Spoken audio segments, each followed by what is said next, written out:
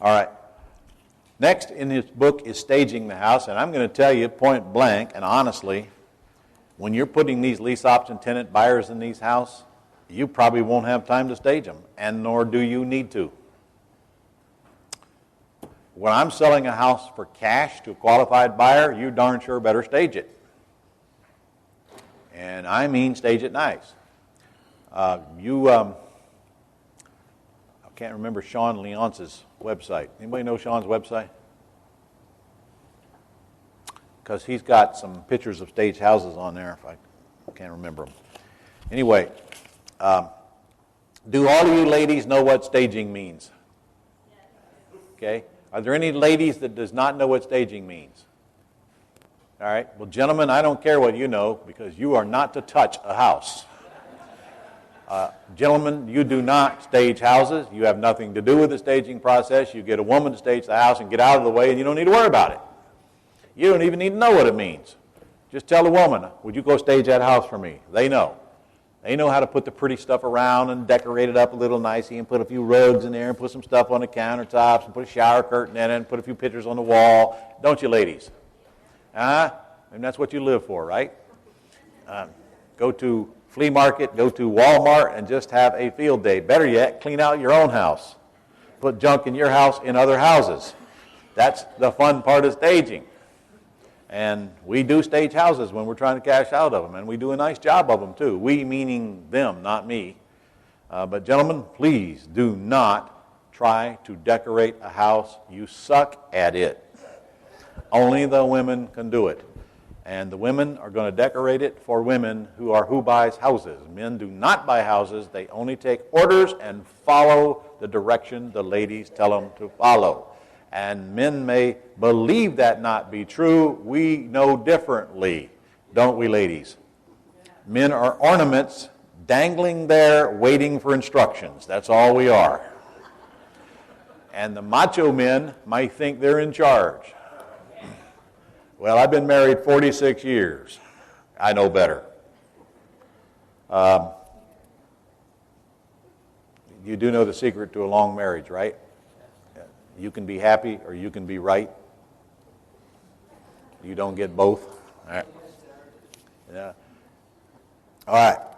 So, if I'm telling you, if you want to stage them, you're fine. But I'm telling you, don't do it. You don't have time. As long as the house is presentable. Does the house need to be presentable before you start sending lease option tenant buyers over there? No. It doesn't. Not if they know that it's not exactly ready to go before they're sent. Don't surprise them. Don't make them think that it's a gorgeous condition and they go over there and find out it needs some work, some decorating. As long as you tell them that up front, I'm telling you, that's not a big deal.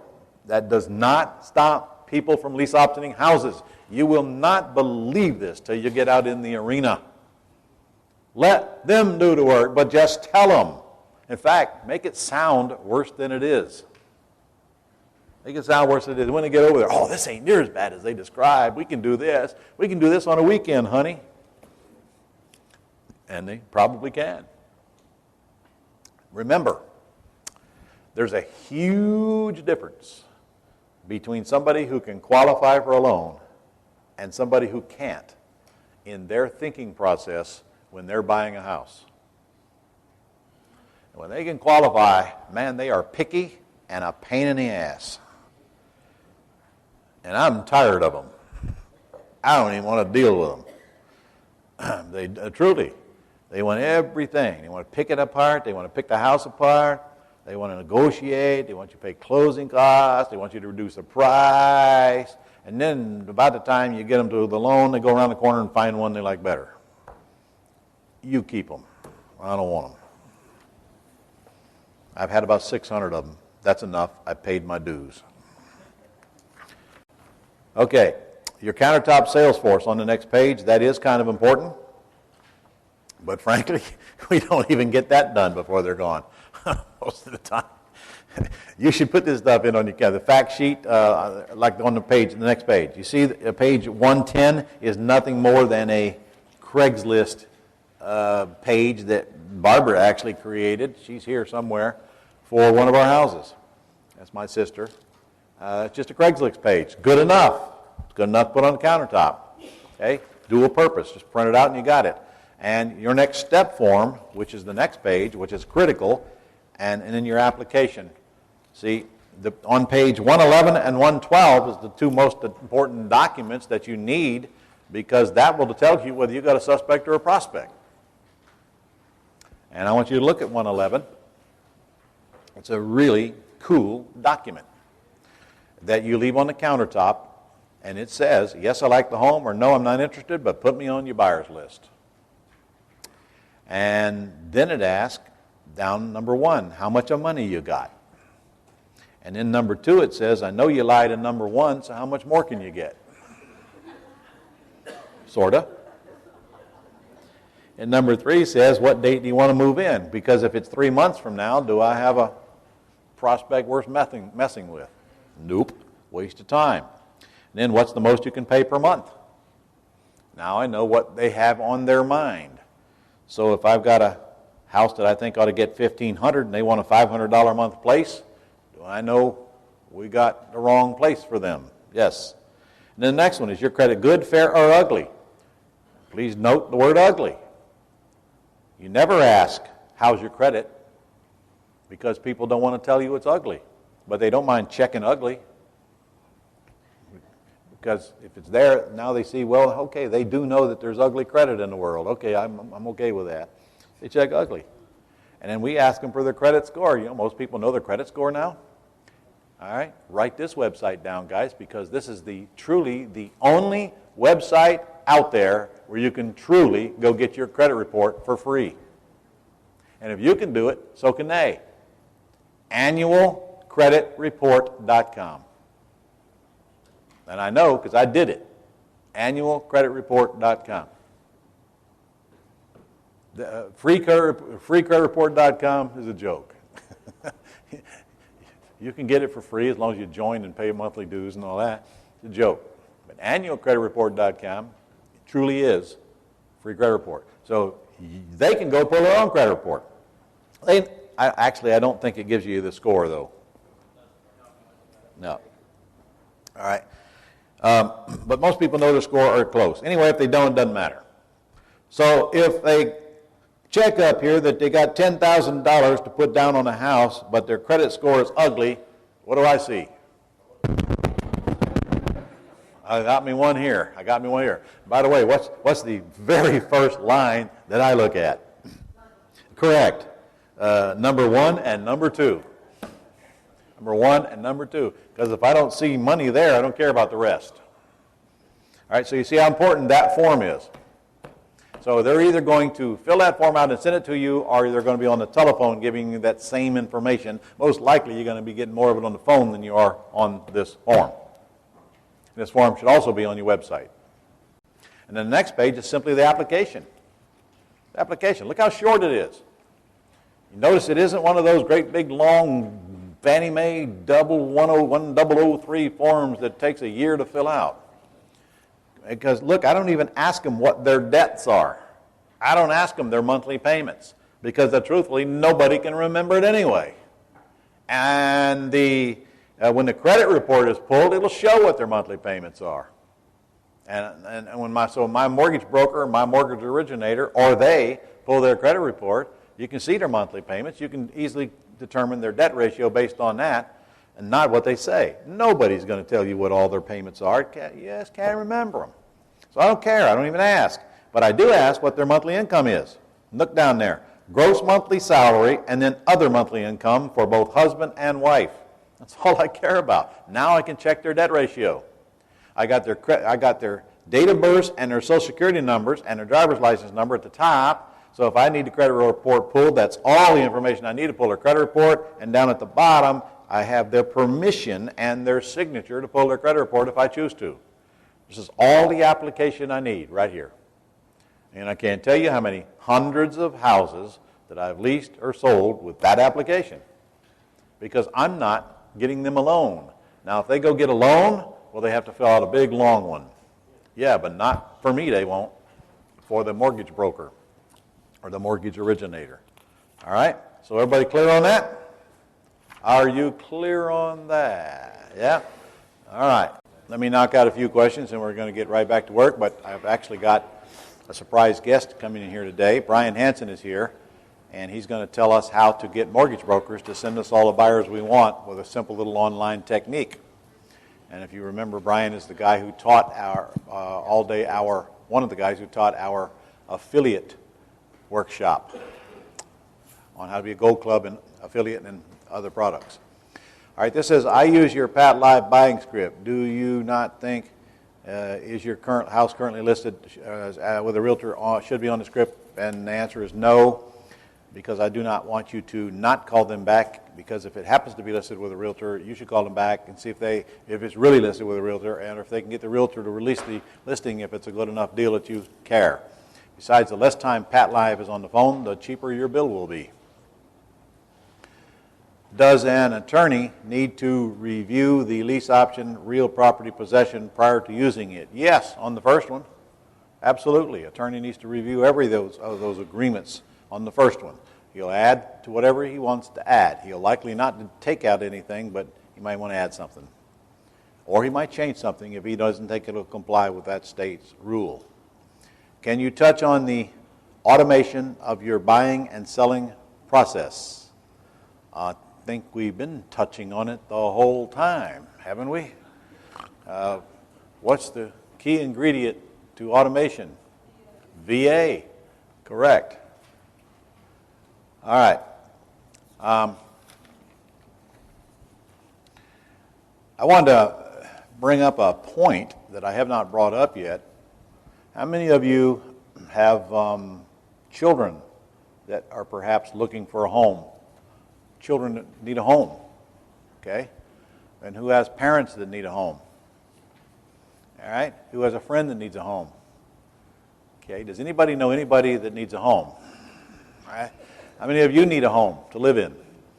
All right. Have you figured out in the last day and a half or so the fastest and the easiest way for you to go get a house to live in?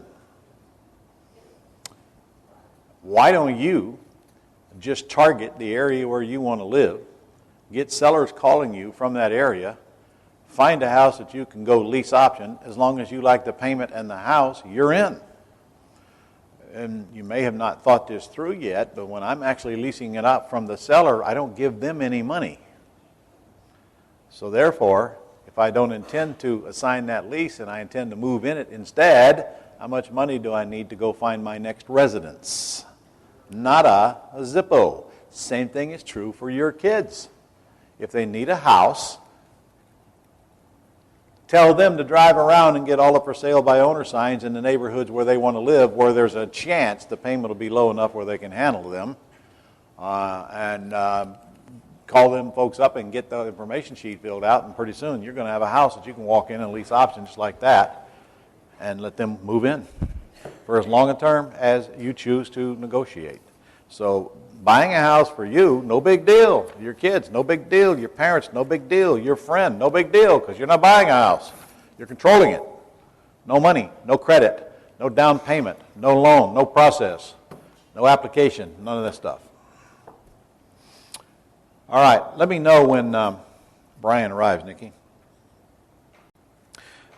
Let's move to page 113 here real quick. How to never talk to a buyer until they've seen the house and pre-screened themselves. And here's where I'm going to lose some of you on the way I'd like to see it done compared to the way you want to do it. I constantly have this conversation with my own staff. I really can't get my own staff to do this the way they should be doing it because everybody wants to be actively involved in the process of selling houses because they're afraid of losing buyers that might be captured if they were personally involved. And frankly, you will lose some buyers that might be captured if somebody's not spending time with them on the telephone and doing all of that phone work. However, if you've got your buying machine cranked up, especially if you implement some of the online techniques that are available to you out there right now, and you've got a big buyers list, and or you're building a big buyers list, which takes about a week to build a good-sized buyers list, maybe you don't need to worry about losing buyers anymore maybe you need to be focusing more on not getting involved in the minutia grunt work and automating your business so that you don't have to talk to 25 people every day and say the same things 25 times over. You will determine at what point you want to decide your business ought to be operated at.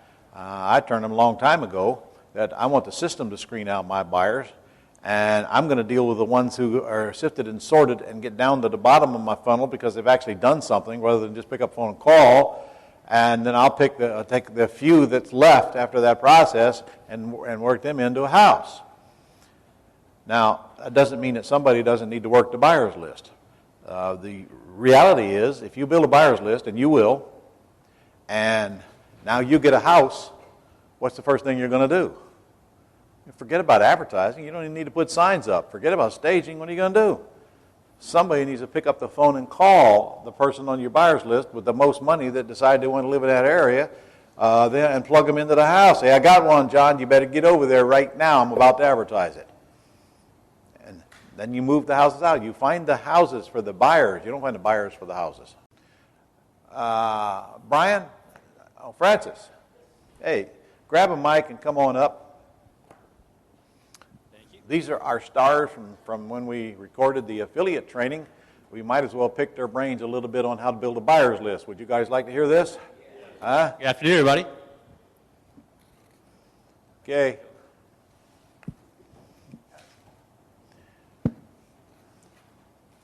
These are our local internet geeks. And how many of you were not here Friday? Or you missed it, man. You missed it. You missed it. Fortunately for you, we taped it. And for a mere few $1,000s, you can get your hands on those tapes. Or maybe less. All right, you, Mike, you can have the hot seat if you want it. Okay.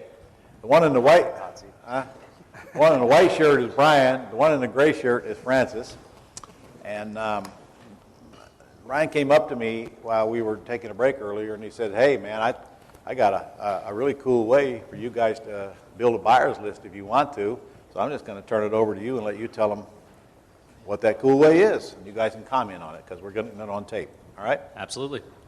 Well, Brian, it's really your method, so I'll go and let you kick it off. Okay. Can everybody hear me? Put it up a little more. If you'd wear a decent shirt, you'd have a place to put your... Yeah. All right, is that better? Yeah. So I used to use this in my auto parts business. I used to send a message out to dealerships. Basically, what it comes down to is sending out an email to your target niche without worrying about getting them into an opt-in list or any legal issues, sending the people a solicited message. All right, so what you said was we cannot send messages to people that are not on our list. That's spam. Exactly. However, This is a workaround. That really doesn't even apply to businesses, does it? Businesses who advertise their email address. Right. Right. I'm not sure if you can do a blast or not that way. You can if you have their email address. Okay. And if you have it, they published it. So that's the reason it's not spam. They put it out there expecting you to email to them, unlike consumers that you're hitting with spam. Brian's method here kind of goes around what they would normally publish their email address. So that actually the email addresses that he's getting to are the ones that go directly to someone. So you're actually coming in sort of as a client or a prospect of theirs. So they read it more openly than someone else's. All right, so tell us the plan, and then we'll discuss these steps. Okay. So basically, you'll have your VA, you'll give them a canned message to go to mortgage broker websites and go to their Contact Us page. So most businesses have a Contact Us page, and when you submit something on the Contact Us page, not only do you not have to worry about not having them on a list or anything like that, but they're most likely going to read 100% of those because it's usually a lead for their business. So you'll have them, because mortgage brokers are having troubles qualifying loans, you'll have a canned message, something to the effect of, and Francis and Ron may be able to help out with what to send to them, but something to the effect of, we know it's really tough to write loans right now, and you probably have a lot of people coming to you that you can't qualify. If you have people that have at least you can come up with your own number, but at least $2,000 to put down. You just can't seem to qualify them right now. I'll put them into one of my homes, and not only can we work out something where you get a spiff up front, but when I've had them season the loan long enough, I'll bring them back to you so you can write the loan. So basically, normally a mortgage broker would throw those leads out when they can't qualify them, and they may not even get back in touch with them again. This is a chance for them to make money right up front off of their trash leads, and they have the opportunity, knowing that you're going to put them in a loan home and season the loan, where they can potentially write that loan later. That's great. I want even better. I want to do the same thing with realtors. Yeah, so basically, There's 50 times more of them.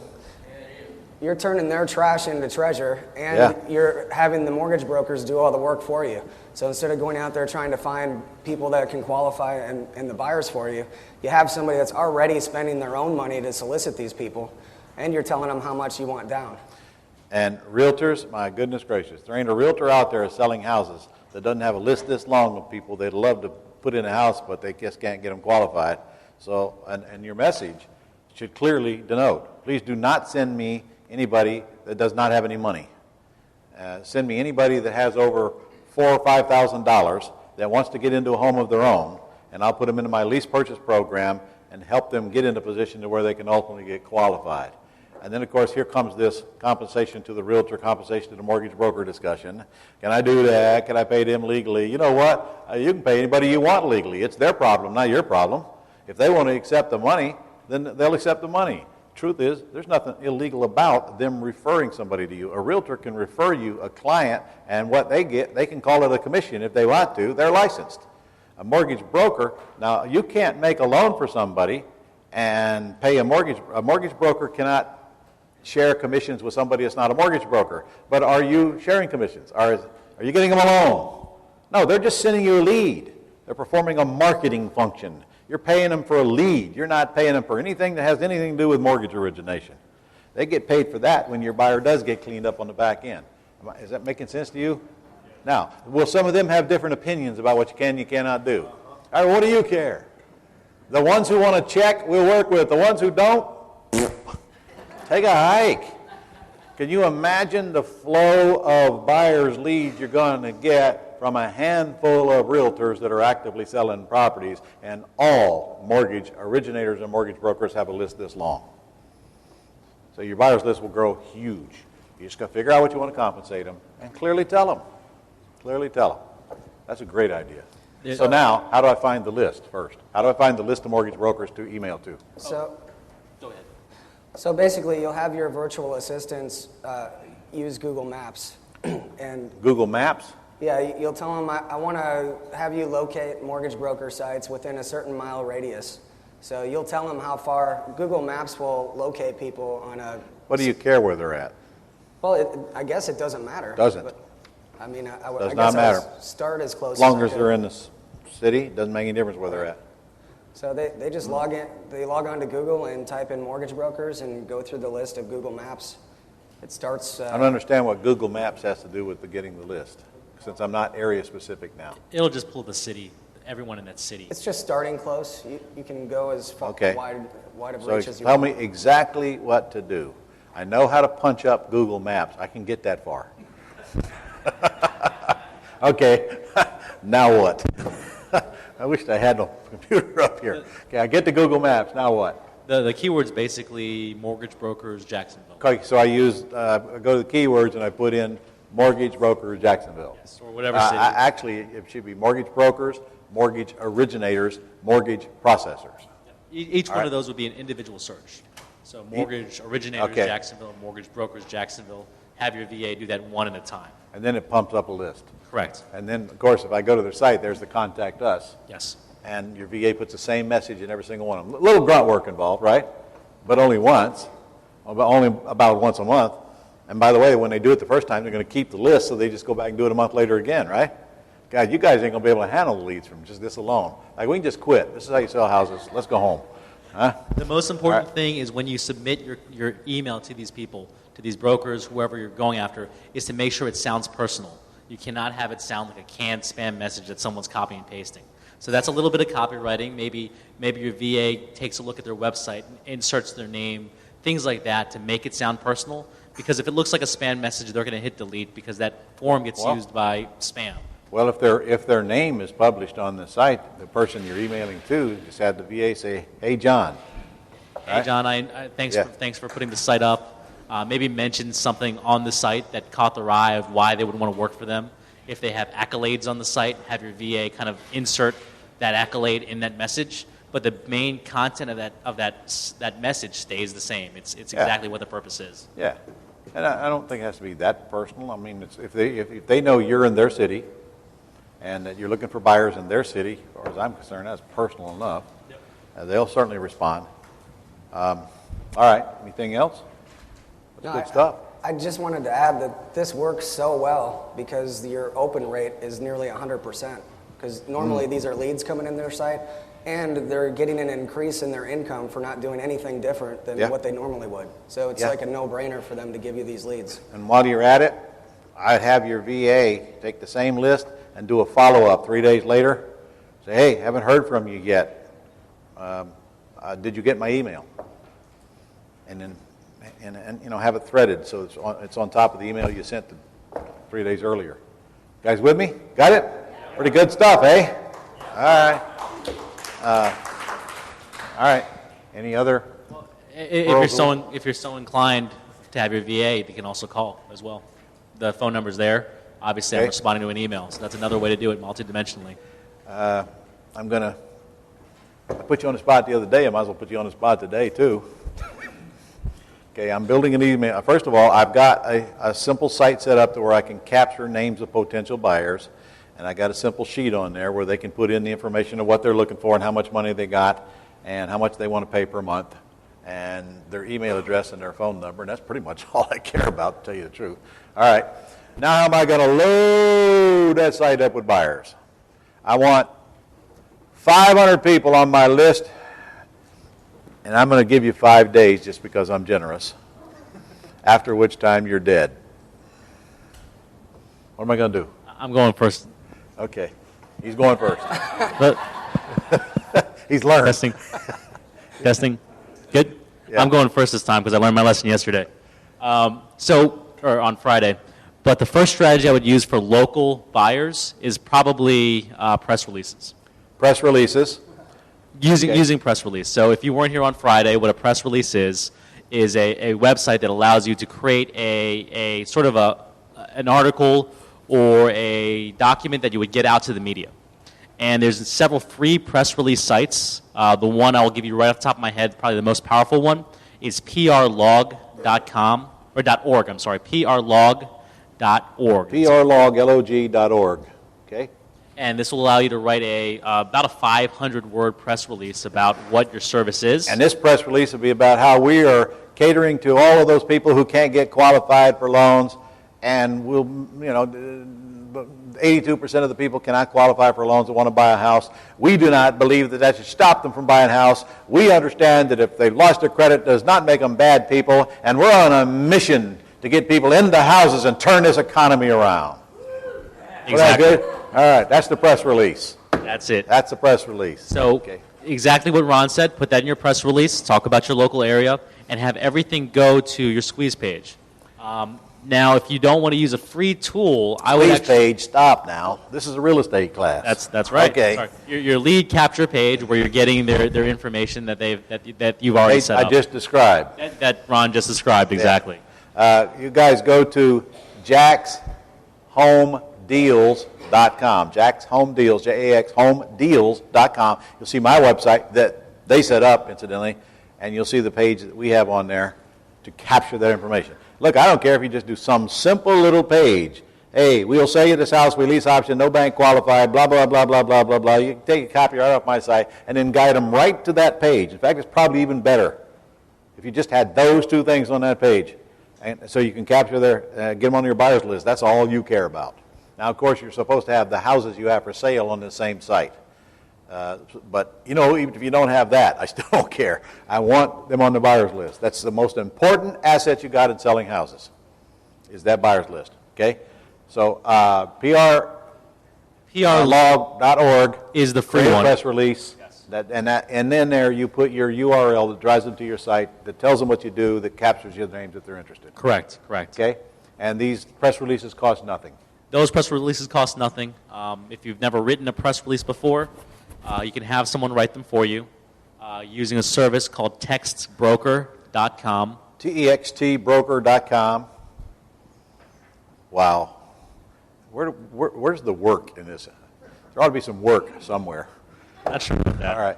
But in the sake of time, I got to move on. This is Bernard. This is Francis's brother, the smarter brother of the two, I think. Just give him the mic. Let him tell him who they are very quickly. Microsoft guy here. Hi, guys. I flew in here from Seattle just to be here at the event.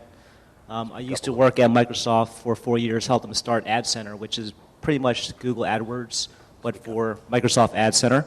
Okay. So I know exactly what everyone's searching for online, and I know how to get you leads. Okay. So to add to Francis's thing, when you are doing the press releases, make sure that you actually do it in a local area, so you can actually select where those press releases are going to be shown. So you can select Jacksonville, Florida. You can select all the surrounding areas, and they give you about 5 options, so make sure that you select it locally. Okay. But the fastest thing that I would do is actually I would go right to Google AdWords, because 80% of searchers are on Google. And that's the highest searched, it's actually the #1 search engine in the world. So if you can think about it, the top site is Google, second site is Facebook, and the third is like YouTube. If you go to Google AdWords, you can set up an account, and you can set it up for free, because all you do is type in Google AdWords coupon in Google, and you'll find a $100 coupon floating around there, so you get free advertising. And all you need to do is call up Google, and they'll set up the Google AdWords for free for you, because if you're a new advertiser, what they offer is called a quick start program. That means you have 30 days with a Google representative who will build your account, find the keywords, create the ad for you. All you need to do is give them that squeeze page or that landing page that Francis was talking about, and they'll do all the work for you. So now I'll give you two things here. One is a Google AdWords rep, and you also have $100 to use for advertising. So we're talking about pay-per-click here, and we're going to just bid on keywords that drives them to our same site, that tells them what we do, and puts them on our buyers list. Right? Exactly. Okay, what do you think we ought to be bidding on these kind of keywords just off the top of your head without doing any research? Well, Since you're on the spot and your life is on the line. Absolutely. You don't need to do any research because a Google AdWords rep will do it for you, and they'll give you the minimum bid for you. There you go. So what I like to do is start on the lowest possible bid, because you want to see if it's working or not. And again, you have the $100 to play with. And once you get that $100 all spent and you have all the data, you can see which keywords are working and which ones are not, and only start bidding on the ones that are working. There you go. Who would pay a penny for a buyer's name? Who would pay a dime? Who would pay $1? Guess which of the three of you is going to be the most successful? Ye who will pay the most to get the customer will always outdistance ye who won't in any industry. And frankly, if you think about the dollars that you guys can bring in for the small amount of risk you got to take on the front end, and if it costs you $1 a name to put somebody on your buyer's list, who cares? Who cares? Of course, that's actually money you have to spend, so that sucks, right? So if you don't like that plan, then you can go do the PR. It's free. All right. Google AdWords, and who should be doing all of that crap he just said? How about your VA? All right. So let's. Oh, you got a mic? Okay. All right. You're the last one. What's the third hottest thing we can do to get buyers? You're on. I'm going to say that as the world's laziest marketer, I'm going to go with my original idea and have a VA reaching out to mortgage brokers and realtors, because I'd rather have them spend their time, their money, Okay. and just give me the bread and butter. Well, that's fair enough. You can claim that one since you came up with it. Okay. Then I guess you live. All right. Between the three of these things, do you guys see that there is literally no chance that your buyer's list won't be huge? Hello? Yes. And do you see that if everybody in your community knew these three things, they'd also have a big buyer's list instead of whining why they have so much trouble finding buyers? Yes? And who's doing all the work? Your VA, because I want you to be just like him, lazy. Ye who is the laziest makes the most money. As long as they don't misinterpret, the less I do, the more I make, does not mean sit on the couch and hope. Hope is not a business strategy. That means we get other people to do this little stuff for us and bring in the leads. So thank you, gentlemen. That was great input. I'm glad we got it on tape.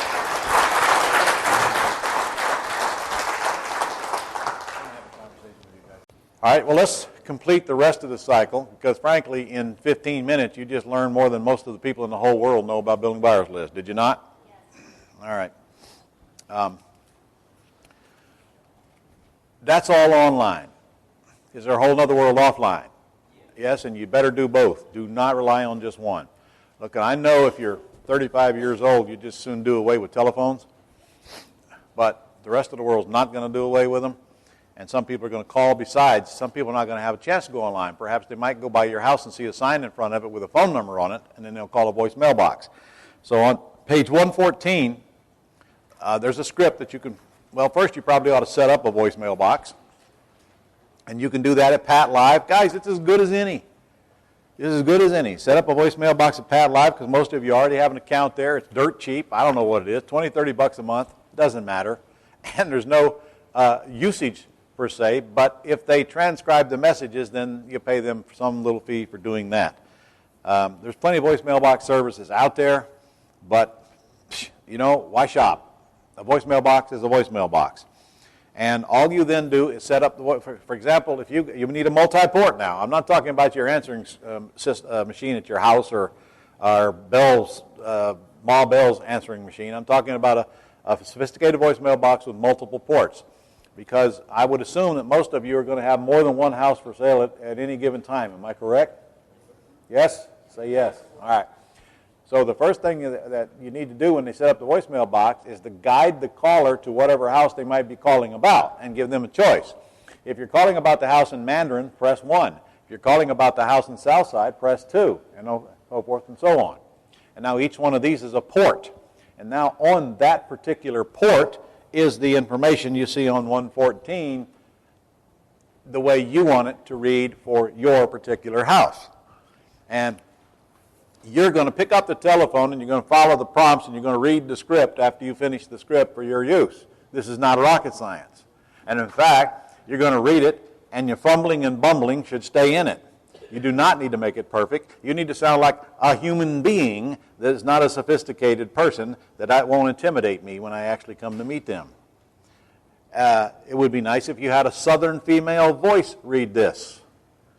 But if not, your voice is fine. Don't care really. But I do care that it is easy to understand with no major accent and sounds friendly. That's all I care about. And if you don't know anybody like that, get new friends. And it just basically guides them right on down the line. Tells them about the house, tells them about how you're going to be easy to deal with and bank qualifying is not required. And then it says, listening to the following driving instructions carefully. And man, I want them to be very, very short. Very, very short. Any doofus today can pick up their cell phone and punch in an address and go GPS take them to the house.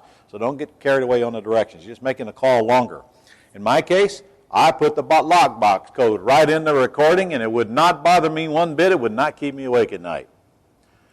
For those of you who that would keep awake at night, you can leave the lockbox code out of the recording if you wish and make them call you from the house to get it. I personally do not see the need. Hey, John, Stephanie, do you guys put the lockbox code in the message, or do you make them call you when they get to the house? They call us. You got a mic? He says they call you, and I want to know why you decided that they should call you. We have them call us so that the VA can talk to them, get their information, point out other properties. Fill out the buyer sheet. Yeah. Okay, and maybe guide them to another house. Guide them to other I have no properties. problem with that. Right. I have no problem with that. I really don't. In fact, that probably works very well. But they can call you after they get in the house too, can't they? I mean, if they go in the house and they go through the logbox and they like what they see, they got to call, pretty much, to determine where to go next. But Your plan's fine with me. As long as they're calling from the house. You're telling me they got to go to the house to get the phone number to call you with to get the lockbox code. That's true. They will not get the code until they're in front of the house. All right, you guys getting that? The phone number to get a hold of a human being is on the sign in front of the house, not in the ad. The phone number in the ad is the voicemail box number, which is a number Pat Live gives you, which is dedicated strictly for this purpose. Take calls from these buyers. Another phone number will go to your VA in your case, right? Yes. All right? And then the VA knows to fill out the property information sheet and hopefully gives them the lockbox code and, of course, gets their contact information and then follows up with them after they think they've seen the house, right? That's correct. We instruct them that once they're leaving the property to call back in to let us know that they've left and that they've turned all the lights off, locked the door, all that kind of stuff, because we tell them that we have neighborhood watch keeping an eye on the property, so we want to make sure that they're not getting the police called on them. Okay. Even though we don't. The neighbors are watching it, right? Right? Well, they should be. Right. Yeah. Whenever you get a house and you're ready to put it on the market, you should go to both sides. Say, hey, I'm putting this house on the market. By the way, if you have anybody that you have interest in, you want to live beside, please let me know now. If not, I really appreciate you keep an eye on it for me. And if you see anything weird going on, would you call me, please? And you know what I'd do if I were you? Now, if you were in Jacksonville, as soon as you leave and you get home, you mail them a gift certificate to LeGrand's Steak and Seafood. That's what I would do if I were you in Jacksonville. Now, if you don't live in Jacksonville, you mail them a gift certificate to something else, guys. You would not believe the cooperation you get after that. Don't tell them you're doing it. Just do it. And put a thank you card with it. Thank you. Nice to meet you. And I'd appreciate you keeping an eye on the house. Here's just a little something for your effort. The law of reciprocity will kick in, and I'll bend over backwards to help you sell that house, and you will get a call anytime anything looks funny over there. And you got watchdogs going on for free. But take care of them. Take care of them. And by the way, while I'm on that subject, you don't have to go buy the gift certificates. Go make a deal with a local restaurant. I did this with an Italian restaurant. Not a big one now. You don't try to go do this with Outback. You're not going to get anybody in there to make a decision. So go to your little local. Go to one of the hottest little local restaurants you got, or maybe one on each side of town, and just make a deal with them. Say, hey, here's my credit card number. Here's a coupon that I'm going to send to people occasionally, and when they redeem this coupon, would you charge my credit card, please, up to this amount? That way you're not paying for the certificate until it's redeemed. And they charge your card and they hold a certificate. And it works great. Do you know what the breakage rate is on coupons? 30%. 30% of the coupons, of the gift certificates, I'm sorry, not coupons, gift certificates. 30% of the gift certificates in this country that are purchased do not ever get redeemed. And they call that breakage. In the restaurant industry, it's 18%. So that I know if I sell a $100 gift certificate, a gift card, that 18% of that is never going to get redeemed on the average. And that helps with the cost. All right. Okay, you follow me so far? Staying awake? Okay. Now, we're going to run ads both online and offline, aren't we? Which one do you think you're going to get the most traffic from? The answer is online, with one exception, sort of. And now we're coming to that. And that's signs. You're going to get a boatload of calls from signs. But let's get through the ads first. Okay? Guys, your VA, one of your VA's functions when you're putting the house on the market is to start running ads on every local website that they can get them on for free. And of course, Craigslist is one of those sites. All you got to have your VA do is go punch in houses for sale in Jacksonville, Florida on Google, and here comes a whole list of websites. And now they need to work all those websites to create a list of the ones that you want to continue posting on from then on. You also always want to post an ad on postlets.com, and Craigslist, and keep those ads posted. And on both of those places, you also want to build a flyer on the house like the one in your book, which your VA can do in about 30 minutes. For some of you, it would take 30 days. Let your VA do that. Let your VA set it up to receive the contacts. Put your phone number on the flyer in case they want to call. And when they call, where do they go to? Your voicemail box. You are not taking calls, nor is the person selling in your operation taking calls from a human until they have seen the house. They're in front of the house. Remember, sign in front of the house has human being's phone number in it. And until you get a human being that is you are the human being, but make sure that phone number has a call forwarding on it so you can forward it to a VA. You never want to use a number you do not control.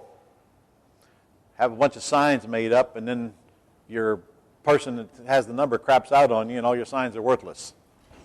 You control the number, always. Pat Live will give you a number, and you can keep it if you whack Pat Live. The ads are the same no matter where they go. In fact, John, are you back there with a mic?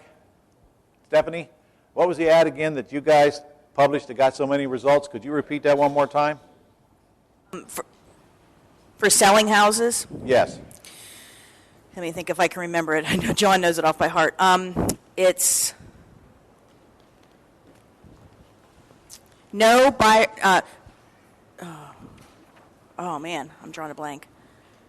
No bank qualifying. Several homes to choose from. Oh, okay.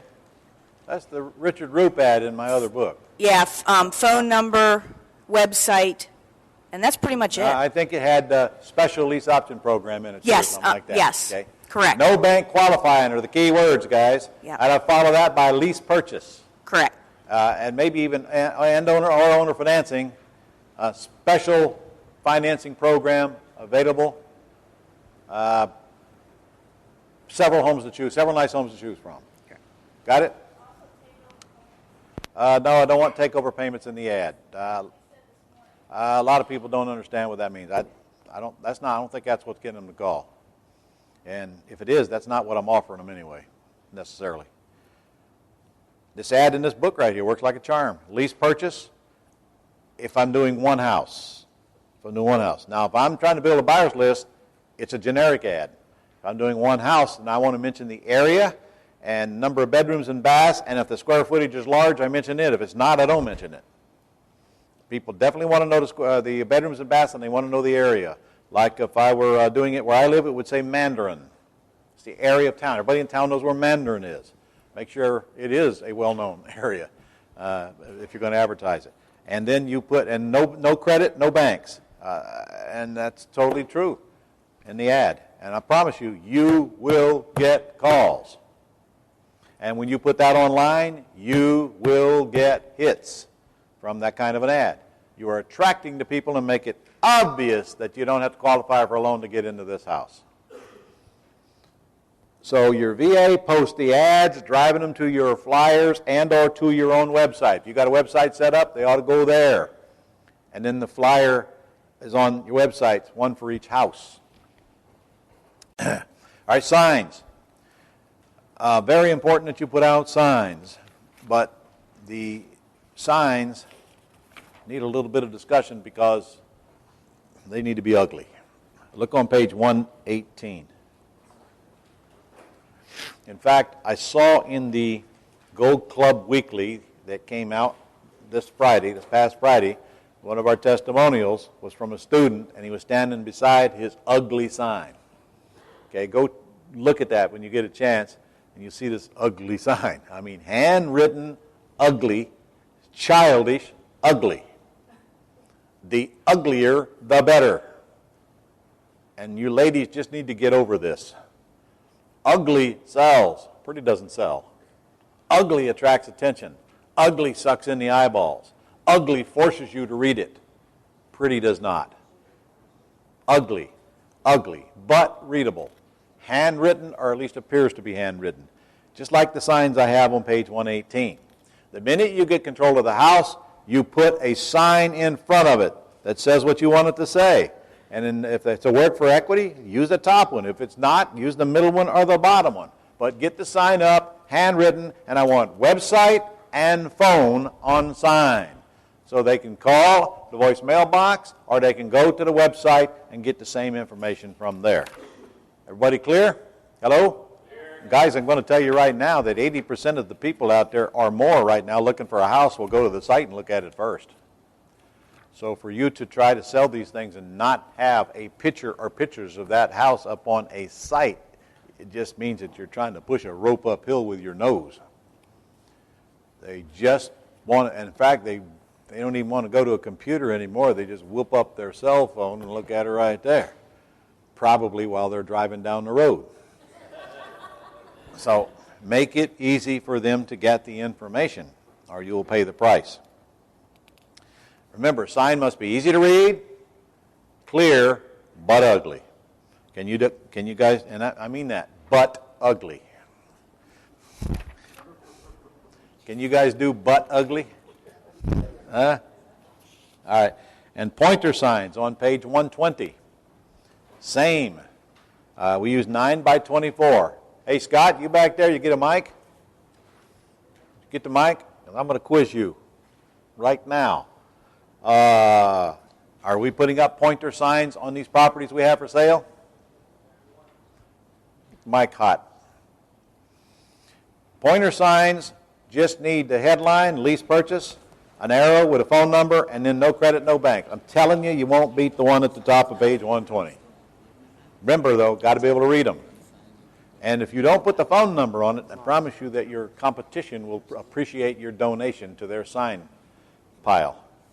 Now, I'm telling you, the downside of these signs is they're going to come up missing. They're going to come up missing. Get over it. They're going to come up missing. The sign police are going to get them, or the city's going to get them, but they're coming up missing. However, you put these signs up on a Friday, you got the whole weekend, they'll probably stay up, you'll get tons of calls from these signs. And the more pointer signs you put up, the more calls you're going to get. You'll get calls way before you even get home. And these are the best calls because they are seeing the house before they call. The signs point to the house. Now they're interested in the house before they call. Way different than try to get somebody to call out of a newspaper who don't have a clue what the house looks like. All right, Scott, how many do we put up per house? Well, we put as many as we can up. We'll try to do, obviously, the corners in close proximity, but we'll also travel to main intersections and just to get people to call from the signs. So you go out as far as you think, 3 or 4 blocks from the house? Yeah, absolutely. Put the pointer signs up pointing down in from the main drags, and then every time there's a turn, pointer signs up there? Yep, and exactly. 15, 20 per house? Yeah, and they always come up missing, and we do it on a weekly basis. We visit every house and replenish them every week. So we got to buy a lot of signs, don't we? Yeah, we do. All right. Is there anything you want to tell the class about signs that you've learned that might be of interest? Well, get used to replenishing them, and make sure that you are replenishing them on a weekly basis, because it really is the best form of advertising. All the other forms obviously are critical, but the sign itself is probably what garners most of our calls.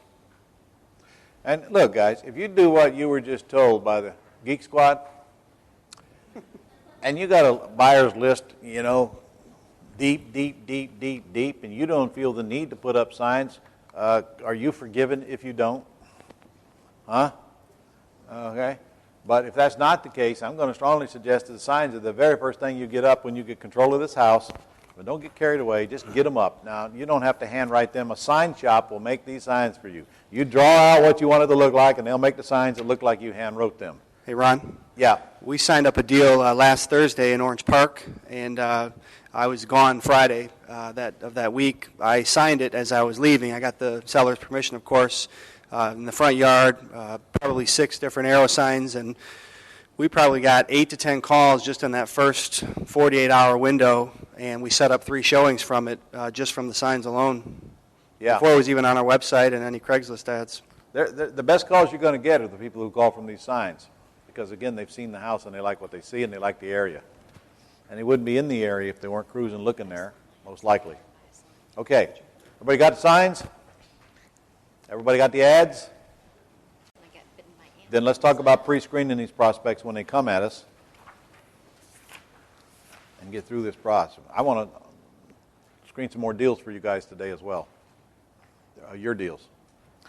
Okay, I'm on page 121. All right, you should know by now what is the number one thing I'm looking for when these buyers come at me.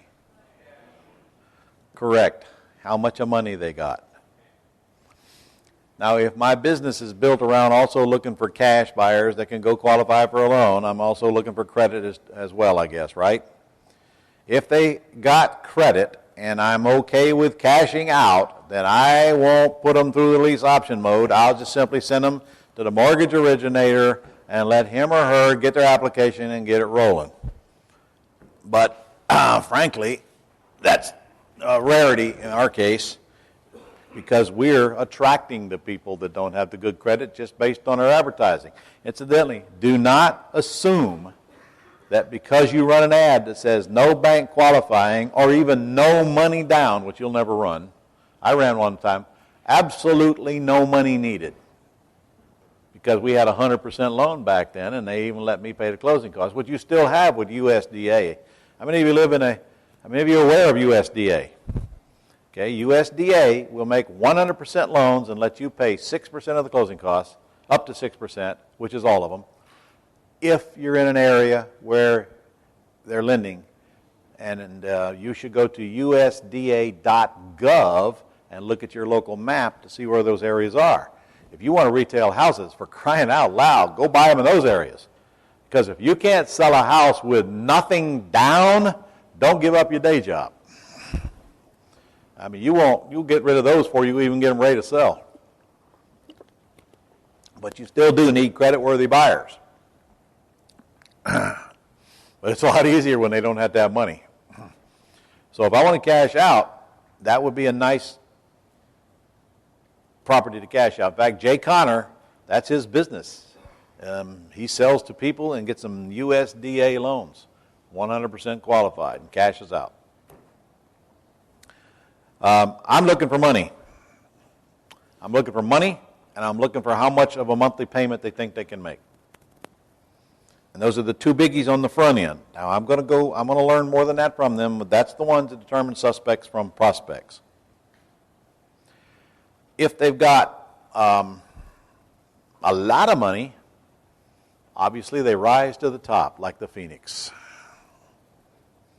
And guys, you're going to get people calling you with amounts of money that are going to shock you. You might be under the impression that just because somebody's credit sucks that they're also broke. Not necessarily true. Remember, when their credit sucks, they don't have anything to spend the money on anymore. So they tend to accumulate it. And when people file bankruptcy, their debts are gone. They tend to accumulate it. They get rewards from accidents. They get workman's comp. They get tax return refunds. I don't know where they get the cash from. Probably from drugs. I don't know. They just have it, and they get it. And you'd be surprised how much people can come up with to put them into a home. And they don't have to go qualify at a bank. So, I'm going to take the applications that we get, or I'm going to take the VA gets it on the telephone. They're still going to fill out the same buyer sheet, and we're going to take a look at those, and the ones who have the most money are going to go to the top. It's just that simple. There's no sophisticated processing system. He who has most money gets first shot. And then if, we can get a reasonable monthly payment out of them, we probably found our buyer, unless we find something that we really don't like in the screening process. And then we work our way down. And, of course, it's area by area. They tell us what area of town they want to live in, and so we're not going to call somebody who lives on the north, wants to live on the north side with a Mandarin house, unless they got a lot of money. Then we might get them to move from the north side to Mandarin. If they got a lot of money, they're going to get called pretty much every time we get a house, aren't they, Scott? Huh?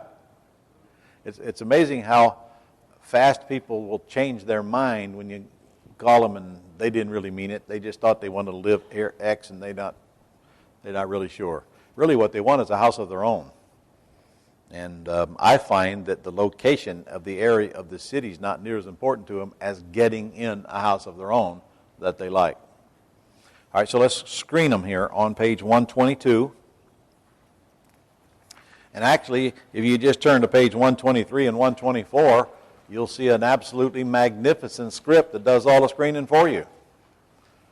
And your VA can read this script word for word while they're talking to this person, and by the time you get through with it, you've pretty much built your buyer's list based on this information. So let's just look at it real quick. Well, this is designed if they're calling you now, so you just turn it a little bit around if you're calling them or they're calling them. And so it says, I'm calling about your ad. Which ad were you calling about? All right, now here, the key stuff starts to kick in. Are you calling for yourself or someone else? Guys, if you're talking to someone that's not the principal, you are wasting your breath. You might as well just shut up and tell them, well, please have the person that wants to buy the house call me back.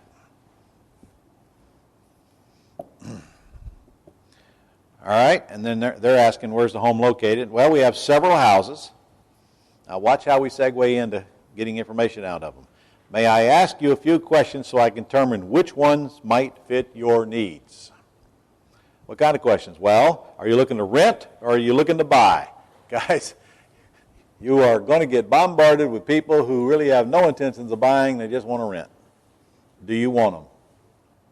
Do you want them? You do not want them. You're looking for people who want to buy. People who want to rent don't have any money. How much money do you have to invest in your new home? I'm getting right to the point. How much do I need? Well, that varies depending on the house and your abilities. You notice they're not getting an answer out of it. What do you mean abilities? Well, depending on the amount of cash you have to invest, your credit strength, and our ability to do cleaning and cosmetic repairs.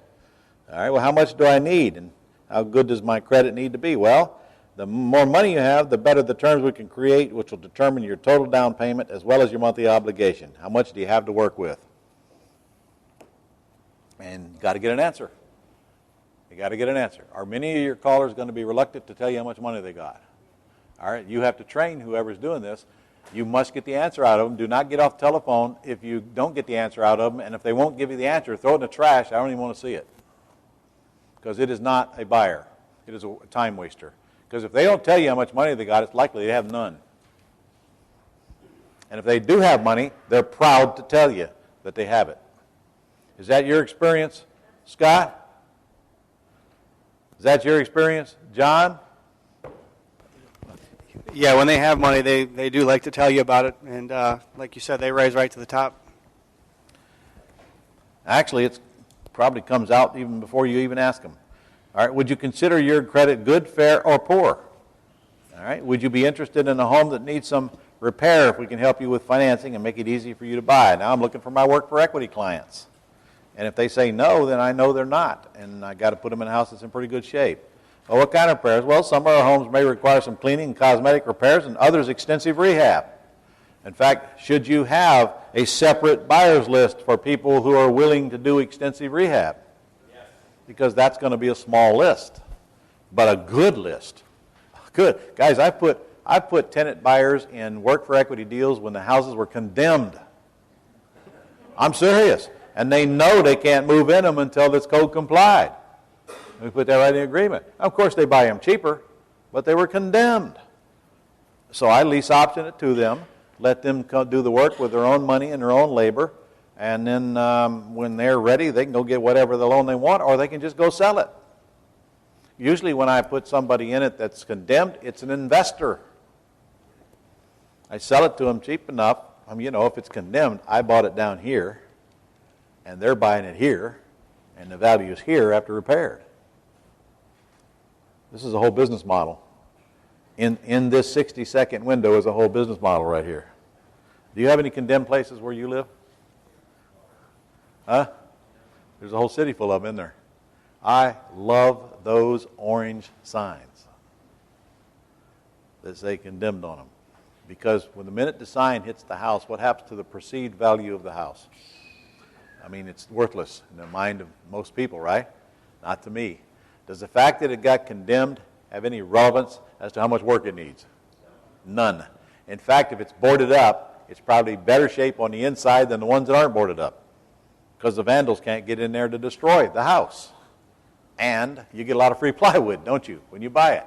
So I have no problem with boarded up houses. I don't have any problem with condemned houses. I love condemned houses because I can steal them. I don't mean buy them cheap, I mean steal them at prices so cheap you feel guilty for a moment or two.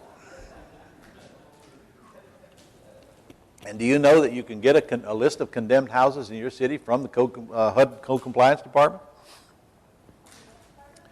Code Compliance, HUD Code Compliance. And you certainly, if you got somebody riding around, they can find them.